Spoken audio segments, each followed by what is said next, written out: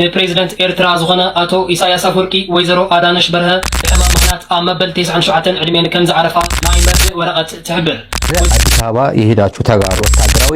ፖለቲካዊ በተለይ ደግሞ ወታደራዊ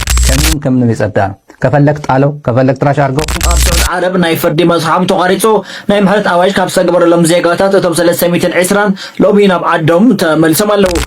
ትግራዋይነት ተለሚንካ እትኽደኖ ካባ ኣይኮነን ከም ተጋሩ እንዳም ከምን ምናና ዝኽእላ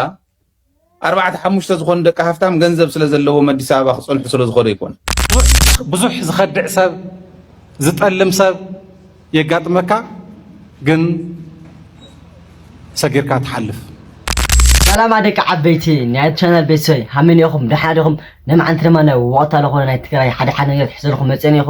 ዛራግ ሹ ሓድሽ ሆኖ ላይክ እና ሰብስክራይብ ነገርኩም ናይ ቻናል ቤተሰብ ትኾኑ ትኽእሉ ማለት እዩ። ከዚ ቀጥታ ናላ ቪድዮ ንመለስ። ዳመስተይ ዚአንያ ለደላይ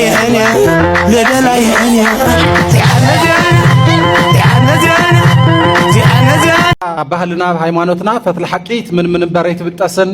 ናበልና ንዛረበላ ከማያ ኮይና ብዙሕ ዝረስሕ ሰብ ብዙሕ ዝስሕት ሰብ ብዙሕ ዝኸድዕ ሰብ ዝጠልም ሰብ የጋጥመካ ግን ሰጊርካ ትሓልፍ። ሓንተ ወይ ኮይኑና ድዩ ውድብ ተበቲና ድያ ዝኸፈልናዮ መስዋዕቲ ኮይኑዎ ድዩ መከራ ናብኡ ዲና ተመሊስና ዘለና ዝብል ስግኣት ነይሩና ሕዚ ትማሊ ይኮነን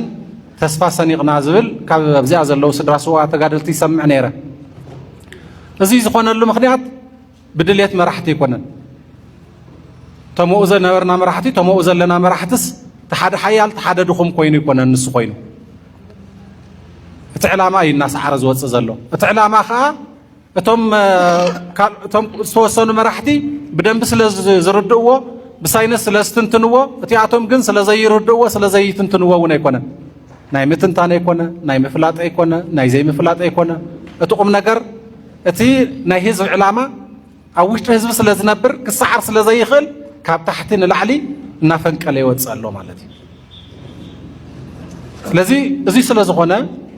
እቲ በብግዚኡ ዘጋጥመና ዕንቅፋታት እናሰገርናዮ ከም ንኸይድ ምንም ዘጠራጥር ነገር የብሉ። ስለዚ ሕዚ ኣብ ልዕልና እንፀላልዩ ዘሎ ሓደጋ ግልፂ እዩ። ፀላእትና ትማሊ ኣብ ልዕልና ዝፈፀምዎ ጀኖሳይድ ብኦ ይዓገቡን ብዙሕ ጥፍኣታት ፈፂሞም ሳላ ሓድነትና ሓሊና ብሓባር ዝተቃለስና ናብ ስምምዕ ፕሪቶርያ በፂሕናዮም። ኣብ ስምምዕ ፕሪቶርያ ተበፂሑ ግን ነቲ መስርሕ ሰላም ንምምፃእ ካሕሳ ንምምፃእ ተሓታትነት ንምርግጋፅ ንጣዕሳ ይኮኑን ተጠቂሞምሉ ኣብ ውሽጥና ተለኣኽቲ ዓሲቦም ኣብቲ እዋን ጆኖሳይድ ዘይወድእዎ ነገር ንኽውድኡ ሓሲቦም መሬትና ንምቁራስ ብሪፈረንደም ሰራዊትና ንምብታን ብዲዲአር ህዝባዊ ወያነ ሓርነት ትግራይ ንምጥፋእ ብሽም ሕጋዊ ሰብነት ተሓታትነት ናባና ንምግልባጥ ብሽም መሰጋገር ፍትሒ ንሕና ብኢኮኖሚ ክንዓኑ ትምህርቲ ክንስእን ተቃሊስና ዘጥረናዮ ዝፈትሐናዮ ናይ ጥዕና ፀገማት ንድሕሪት ክምለስ በጀት ዓፅዮም ባንክ ዓፅዮም ነዳዳ ዓፅዮም ብብድዐ ኣብቲ 2013 ኾነ ሕምብዝብ ነገራት እኒኦ ታዩ ላይ ኾነ መጨረሻ ነው ብዚ ዓይነት ተቐፂና እዚ ክንገብር ኢና ክንብትኖ ኢና መንእሰይ ክነውፅ ኢና ማዕቐብ ግበሩ ኢልና ንኻልኦት ሃገራት እውን ክንልምን ኢና ዚታት ክንገብር ኢና ኢሎም ሓተውተው ክብሉ ከለዉ ኣነ እንታይ ይብል መስለኩም ንሰምዑ ይሃትፉ ፀገም የለን። ንሕና ግን እተን ዓና ከጥፋኣና ዝኽእላ ፈሊጥና እንደንቃለሰን ደደቢት ኣብዚኣ ትሕልፈን እንተሪኢኹምን ንዓና ከጥፋኣና ዝኽእላ ከም ተጋሩ ከምንምናና ዝኽእላ 4-5 ዝኾኑ ደቂ ሃፍታም ገንዘብ ስለ ዘለዎም አዲስ አበባ ክጽንሑ ስለ ዝኸዱ ይኮን ብርግጽ ከም ኢሎም ክኸዱ ከለዉ ይኽኢሉ ክትክልክሎም ይብልካን ሓደ ፈልፈልና እንዳነገረናስ ኣብ መኾኑ ሒዞሞም እንዳኸዱ መኪና ተጻዒን መኪና ሓዚ ጉድ እንዲኾይኑ ስቕ ኢሉ ንየት መሪሕነት ትግራይ ከዓ ስቐየዋፅን መንእሰይ ክትእምን ህዝቢ ክትእምን ኣለካ ክኸድየ እንተኢሉ ግን ዓፊንካ ሒዝካ ክትሕዞ ይትኽእል ይኺድ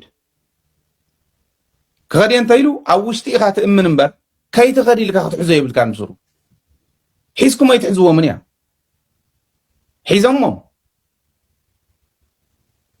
ሒዞም ከርድእዎም ናብ ዝኾነ ቦታ እዮም ወሲዶሞም ብርግጽ ከምኣ ምስ ገበሩ ሕወሓት ዓፊና ናብ ስልጠና ትወስደላ ኢሎም ቶም መእወይቲ ናይ ኣብዪ ኣሕመድ ተጋሩ እንዳኣወይኑ ሰምዖም ነርና ኣነ ብስሩ ትመሓዝ እውን ትኽክል ኣይኮነን ባህላይ ስለ ዝኾንኩ ሓንቲ እውን ኣይፀሓፍኩን መንእሰይ ይኸድ ኣሎ ሱቕ ኣይትበሉ መራሕቲ ግን ኢለ ትዝኸድ ዘሎ ብፕሮፓጋንዳ እዩ ዋላ እቲ ዝበዝሕ ኣሚኑሉ ናብ ስርሑ ይወፍር እንተሃለወ ትዝኸድ ዘሎ ፕሮፓጋንዳ እዩ ሚድያ ተጠቐሙሉ እየ ዝብል ንዓና ዘጥፋእና ግን ቶም ናብኡ ዝኸዱ ኣይኮን ንሳቶም ፅዋሕ ንጎ ገፊጡ ናብ ሕሚቲ ክወስዶም ከሎ ናይ RSF ተቃለሲ ክገብሮም ከሎ ገፊጡ ናብ ስልጠና ክእትዎም ከሎ ሃዲሞም ክመፁ እዮም ትግራዋይነት ብዓቕሙ ዝኣምን ኣሚኑ ዝቃለስ ሽኻሉ ህዝባውነቱ ዋላ ንሓንቲ ሰዓት ኮምፕሮማይዝ ዘይገብር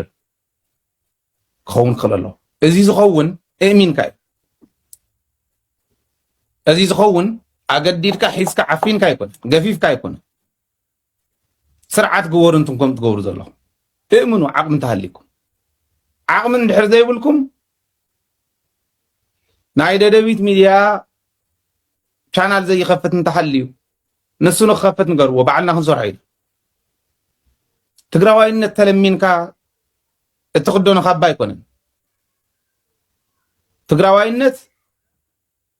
أدك عبيت خزحاتي هم سمعكم إماتي هم يوم خلنا لا قطع فيديو المرس خزي كلن كللات هنا قلي هنا بدقة زلو بقلة زلو زوم ريسا تلعيلم هزو تقرأي ندقنا تمالي سوم كموت الله بزي خولو من قد تحرهج قن كحسولونا يقولون حسيوه موون قن حيلنا دلوي كاب تحرهجي ኣብ ስዑዲ ዝነበሩ ናብ ዓዶም ተመሊሶም ኣብ ስዑድ ዓረብ ናይ ፍርዲ መስሓም ተቋሪጹ ናይ ምሕረት ኣዋጅ ካብ ዝተገበረሎም ዜጋታት እቶም 320 ሎሚ ናብ ዓዶም ተመሊሶም ኣለዉ እዞም ተመለስቲ ዜጋታት ኣብ ሃገሮም ዓርፎ ንፈርቲ ቦሌ ክበፅሑ ከለዉ ሚኒስተር ዴኤታ ጉዳያት ወፃኢ ኢትዮጵያ ኣምባሳደር ብርሃኑ ፀጋይ ኣቀባብላ ተገይሩሎም እዩ ከም ሓበሬታ ወፃኢ ጉዳያት ሚኒስተር ኢትዮጵያ ወላዲቱ ንፕሬዝደንት ኤርትራ ዝኾነ ኣቶ ኢሳያስ አፈወርቂ ወይዘሮ አዳነሽ በርሀ ብዕለት 22 ሰነ 2026 ብሕማም ምኽንያት ኣብ መበል 97 ዕድሜን ከም ዝዓረፋ እዛ ኣብ ማሕበራዊ መራኸቢታት ተዘርጊሓ ዘላ ናይ መርድእ ወረቐት ትሕብር ወይዘሮ አዳነሽ ኣብ ኣሜሪካ ይቕመጣ ከም ዝነበራ ይፍለጥ ብልጽግና ስም አይጠቅሱም የተረጋገጠ ጉዳይ ነው የማወራው በተለይ ወደ አዲስ አበባ ሄዳችሁ ወደ አዲስ አበባ የሄዳችሁ ተጋሩ መከላከያ ይሄ ወታደራዊ ፖለቲካዊ በተለይ ደግሞ ወታደራዊ እኔ መልእክት ነው የምናስተላልፈው ከምንም የጸዳ ነው ከፈለክ ጣለው ከፈለክ ትራሽ አድርገው ከፈለክ እንደፈለክ ቀቅለ ብለው ከፈለክ መረጃው ግን ተናግሬ ነው የምሄደው እዚህ ላይ ነገ እንዳይቆጨኝ ነው አዲስ አበባ ሄዳችኋል ከብልጽግና ጋር እንሆናለን ብላችኋል ከትግራይ ይልቅ ብልጽግና ይሻለኛል ከህወሓት ይልቅ ኦህዴድ ይሻለኛል ብላችሁ መርጣችሁ ሄዳችኋል አሁን ኦህዴድ ሲረግጥ መረገጥ ነው እሺ ብለ መረገጥ ነው ተጸጽተው ከሆነ ወይ ማስፈቀድ ነው ወይ ጠፍቶ መውጣት ነው ከአዲስ አበባ ይወጡ አለው አንዴ በተለያየ መንገድ እኮ ይወጡ እኮ ነው የተሳክቶላቸው የአሜሪካ ቪዛት መጥቶ የላካቸው አሉ እኮ አንዳንዶቹ እኮ ይሄ ነገር ከብልጽግና ያገኘነው ነው ከብልጽግና ዝርዝር ጋር መሄድ ስለማልፈልግ ነው እዚህ ላይ ማን እንደሆነ አይታወቅም ግን ጤና ይስጥልኝ እንደምንላችኋል ውድ ተመልካቾቻችን ከአባይ ቴሌቪዥን የሚተላለፍላችሁ የዕለተ ረቡዕ ሰኔ 17 ቀን 2018 ዓ.ም ዜና ላፍታ የመረጃ ሰዓታችን ተጀምሯል። የህወሓት ቡድን እየፈጸመ ላለው የግዳጅ ወታደራዊ ምልመላና አፈሳን ሽፋን ለመስጠት ያወጣውን አፋኝ ህግ ሁማን ራይትስ ዎች ማውገዙን በሳውዲ አረቢያ የፍርድ ሂደታቸው ተቋርጦ የምህረት አዋጅ ከተሰጣቸው ኢትዮጵያውያን መካከል 320ዎቹ ወደ ሀገራቸው መመለሳቸውን የፍትህ ሚኒስቴር የ10 ዓመት የሰብአዊ መብቶች አፈጻጸም ረቂቅ ሪፖርትን ለተመድ ከመላኩ በፊት ከኢሰመኮና ባለድርሻ አካላት ጋር ውይይት ማካሄዱን ጨምሮ ሌሎች ዜናዎችን ይዘንላችሁ ቀርበናል። ዜናዎቹን እየመራሁ ደግሞ ቴዎድሮስ አይቸው ከእናንተ ጋር ቆይታ አደርጋለሁ። አብራችሁን ቆዩ። የህወሓት ቡድን እየፈጸመ ላለው የግዳጅ ወታደራዊ ምልመላና አፈሳን ሽፋን ለመስጠት ያወጣውን አፋኝ ህግ ሁማን ራይትስ ዎች አወገዘ። ዓለም አቀፉ የሰብአዊ መብቶች ተሟጋች ድርጅት ሁማን ራይትስ ዎች የህወሓት ቡድን የግዳጅ ወታደራዊ ምልመላ ለማካሄድና የሚነሳበትን ተቃውሞ ለመግታት ይረዳኛል በሚል አፋኝ ህግ እንዲሽር አሳስቧል። የመብት ተሟጋቹ ተቋማት ይህ የህወሓት አፋኝ ህግ ኤርትራ ከምትከተለው አስገዳጅ የብሔራዊ አገልግሎት ጋር መመሳሰል ያለው ነው ሲልም ተችቷል። ሁማን ራይትስ ዎች ትናንት ሰኔ 16 ቀን 2018 ዓ.ም ባወጣው መግለጫ የህወሓት ቡድን በክልሉ ለቀጠለው ውጥረት ሲቪል ሰዎችን በኃይል ለወታደራዊ የመለመለ መሆኑን በመግለጫው ገልጾ ይህን ድርጊቱን እንዳቆም አሳስቧል። በትግራይ ክልል በተለያዩ አካባቢዎች ከባለፈው መጋቢት ወር መጨረሻ ጀምሮ የህወሓት ቡድን ወጣቶችን በግዳጅ እያፈሰ መሆኑን ሲዘገብ ቆይቷል። ከመዝናኛና ከስራ ቦታዎች፣ ከመኖሪያ ቤቶች እንዲሁም ከቀብር ስነ ስርዓት ላይ ጭምር አፈሳን እንደሚያከናውን ነው የሂውማን ራይቶች የፖለቲካ ፓርቲዎችና የመገናኛ ብዙሃን እየገለጹ ያሉት። እነዚህን ይፋዊ ሪፖርቶች በትናንትናው መግለጫው ላይ የጠቀሰው ሁማን ራይትስ ዎች ቤት ለቤት በሚደረግ አሰሳ ህፃናት ጭምር ለወታደራዊ ግዳጅ እየተመለመሉ መሆኑን አስታውቋል። ከግዳጅ ምልመላ በሚያመልጡ ሰዎች ምክንያት በየአካባቢው ያሉ የህወሓት ቡድን አመራሮችና ታጣቂዎች ቤተሰቦቻቸውን እንደሚቀጡ የሰብአዊ መብት ተሟጋቹ መረጃ እንደሚደርሰው ገልጿል። የሰብአዊ መብት ተሟጋች ድርጅቱ ባለፈው ግንቦት ወር መጨረሻ የህወሓት ቡድን ያወጣው አፋኝ ህግ እድሜያቸውና ጤናቸው በሚፈቅድላቸው የትግራይ ክልል ነዋሪዎች ሁሉ በግዳጅ በወታደራዊነት የሚመለመሉበትን ማዕቀፍ ያስወጣል። በአሜሪካ መንግስት የጉዞ እገዳ የተጣለባቸው የህወሓት ቡድን መሪዎች ይህንን ህግ በመጣሳቸውን ተከትሎ መሰረታቸውን በትግራይ ክልል ያደረጉ የፖለቲካ ፓርቲዎች ጠንካራ የተቃውሞ መግለጫ ማውጣታቸውም ይታወቃል። አጣ ቪዲዮን መልስኸል ሰማስከ አቤት አውዝ ገዛዚ ዶክመንተሪ ፊልም ይስራሕ አለ ዶክብል هاي أنا وعد أغلي سمت وعد أغلي ودا أنا أتصور أنا ويسمع خيول سقعتني نعم سمعي ولا خاوزهم عرفتي حدا الكلي والنازا جزا أدمي أوترون تتقصي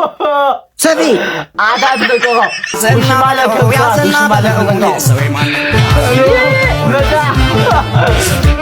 عربو انتفو عربو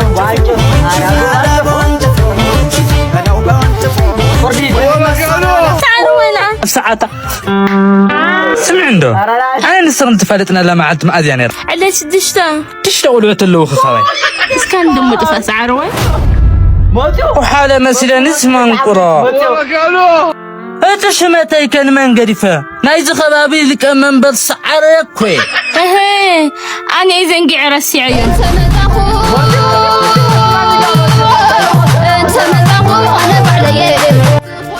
سمع عنده نقول حسابك يا متى لما انت هايزو سبعي كيس سمه منقح زي نبلو سام لما قد قلت انت حاخذ دمو انا زي لك اغلى ودي خاسي حز خاسبيتك الدرق امن تايكا عنده حز عدو عيد قبرك يقرا لي لك عبيت قلت له حتى دورو ديروس قاعد عاسيو كريك دحان دورو ديروس ودي كاي ترحان اماناتي ما تري وي قدرت ما هي درت ما لقون حزبك ماريام حمزه لك مش مالك نغرات ما تقاسنا سرعت كراك انا غرات نيكا وش مالك مرسلخ لهونه قد دلقت حفصه هون وش ما مرصي قال عبيت في خي يكون بلاغنا خي ودغ شرا لا قطع الفيديو المس خدي تدومينانت سي لا فيديو دي امارينا نمصا ابي موسي سمع دوتا صاحي سببي غيري مولا خوعك اينا يسبحي اينا جمعني كاي لا كانت بعثني لتخفف حونا دومينانت خازي ملات لي خونا دمبل بلو رسم الخا غني بلي ولك دمبل لا تناغرب امي خازي لغني عاوز وات كيتلو زي اغنا حدرا كفتو هيلا نحدر عينا ولك حبس حيك وقعت له هم قم ما يلغلت لخا ما يتريا ما تتعب نفسي ولك حب بصحي وقعت له هم قمال يكون القلت هم براتي لرسن كتفلت إنا بكت ولك تبتع من حماق قنبل بعراي لتفين فف كلة اللي قريت الخيد حرير هم لبعض دما حتى لا مستي يفكر إنا بكت ولك حدا رخنا وزي دومينانت قال سنا سلماوي تاقنينا قجام لي خونت ناندر تايا إنا بكتسي سلام لدومينانت دك عبيت ما تام سمع أخوي بك على قدر خزا زي أخذ حنت ريسا من نقر لي لك سحي ولا سجاي ولا بك أبي شعرتني سخاص من غير خبز عم خزا خسوتها أتهريسا واي بابي كا دومينات لخونا ملاش كا تبلينا بيز لاك جاي كاكا ستي لها كان اخ ورديت توارد خا دومينات توارد خا دومينات خالي فيديو كا تبرا دومينات خالي فيديو لا خالي فيديو نبرس خزا دك عبيت